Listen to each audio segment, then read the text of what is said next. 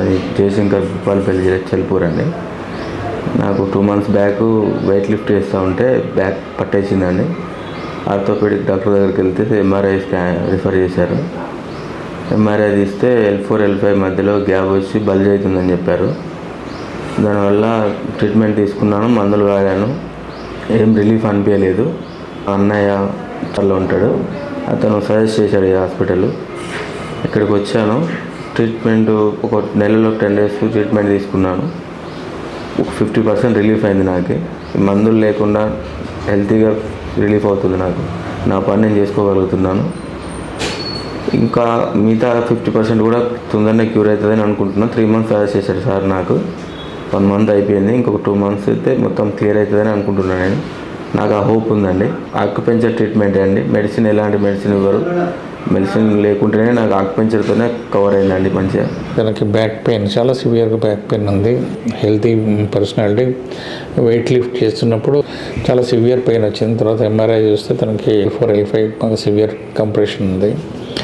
And రొటీన్గా medicines ఇచ్చినారు, routine physiotherapy అది ఇచ్చినా కానీ ఆయనకు ఓన్లీ టెంపరరీ రిలీఫ్ తప్పితే దానికి ఒక సొల్యూషన్ అంటూ దొరకలేదు. తనకి ఇక్కడికి వచ్చిన తర్వాత మ్యాక్సిమం ఫస్ట్ కోర్స్లోనే మేము 20 sittings ఒక కోర్స్ ఇస్తాం మంత్కి. ఆ ఫస్ట్ కోర్స్లోనే తనకి 50% వరకు రిలీఫ్ వచ్చిందంటారు. అట్లా చాలామంది చెప్తారు మా దగ్గర. మ్యాక్సిమం బెనిఫిట్ ఒక ఫస్ట్ కోర్స్లోనే వచ్చేస్తుంది. దాని తర్వాత ఇంకా 1 or 2 courses మ్యాక్సిమంగా రిలీఫ్ వస్తుంది. డీజనరేషన్ ప్రాసెస్ స్టాప్ కాగానే మనకు పెయిన్ రిలీఫ్ తెలుస్తుంది.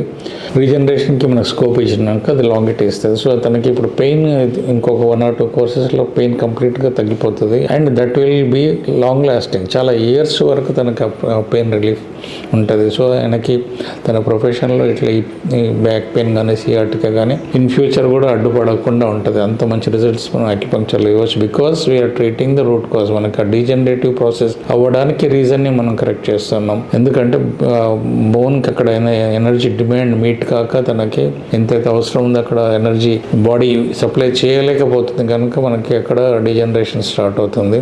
సో ఆ డీజనరేటివ్ ప్రాసెస్ అవుతున్న దానికి మనం రీజన్ కనుక్కొని మనం అక్కడ ఎనర్జీని గషింగ్ చేస్తాం. అక్కడ లోకల్ మెరిడియన్స్ నుంచి బ్లాక్స్ తీసేస్తాము.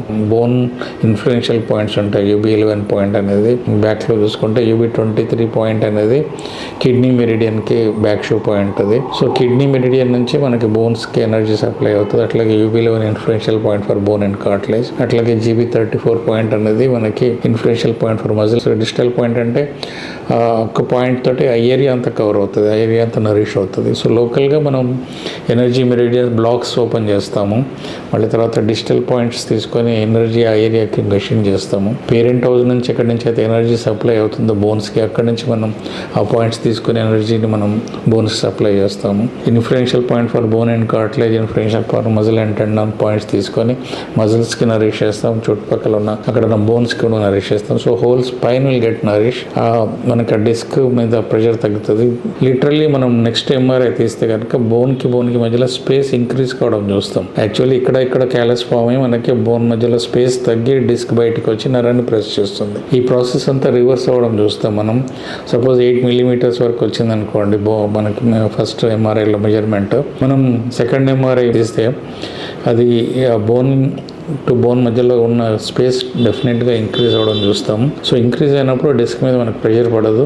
ఇంకా ట్రీట్మెంట్ చేస్తూ ఉంటే డిస్క్స్ లోపలికి పోవడం కూడా చూస్తాం మనం. సో ఇంత చక్కటి రిజల్ట్స్ మనం లోపల ఏం జరుగుతుందో దాన్ని రివర్స్ చేసే ప్రక్రియ అక్యుపంక్చర్ కల్పిస్తుంది. సో అక్యుపంక్చర్లో అందుకే లాంగ్ లాస్టింగ్ రిజల్ట్స్ వస్తాయి మనకి.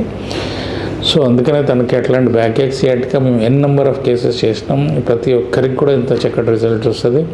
పెయిన్ తగ్గడమే కాదండి, మళ్ళీ రాకుండా ఉండే అవకాశం అక్యుపంక్చర్ కల్పిస్తుంది.